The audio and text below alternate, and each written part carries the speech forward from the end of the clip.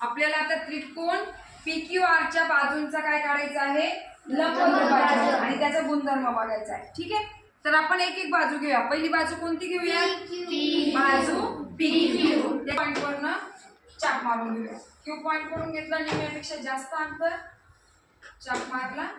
आता same P point वरून अंतर न बदलवता आपल्याला चाप मारायचा आहे, आणि हे काय करायचे आहे, जॉईन करायचे, म्हणजे जोडायचे आहेत. अगदी ॲक्युरेट जोडा, म्हणजे आकृती चुकणार नाही. ओके, याला बाणाचं खून करूया. आता QR, Q पॉइंट वरून आपल्याला निम्म्यापेक्षा जास्त अंतर घेऊन चाप मारायचा, एकदम हलक्या हाताने मारायचा, आणि R पॉइंट वरून पण सेम अंतर न बदलवता मारायचं आहे. आणि हे काय करायचे, पुन्हा एकदा जॉईन करायचे आहे.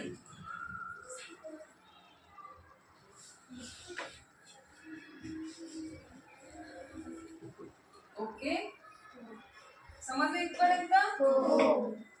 इथे आपल्याला लंब मिळाला.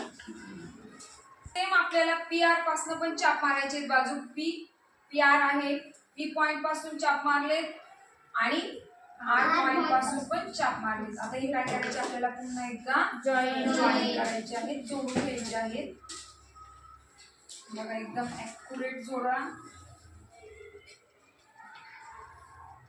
या तीनही लंब दुभाजक एकाच बिंदूत छेदलेले दिसले आहेत ना, म्हणजेच हा काय आहे, या तीनही लंब दुभाजक काय आहे, एक संपाती. एक संपाती. मग काय गुणधर्म मिळाला, त्रिकोणाचे ज्याप्रमाणे कोण दुभाजक, त्रिकोणाच्या कोणांचे कोण दुभाजक एक संपाती असतात, त्याचप्रमाणे त्रिकोणाचे तीनही बाजूंचे लंब दुभाजक हे सुद्धा काय असतात, एक संपाती. आणि त्यांना काय म्हणायचं,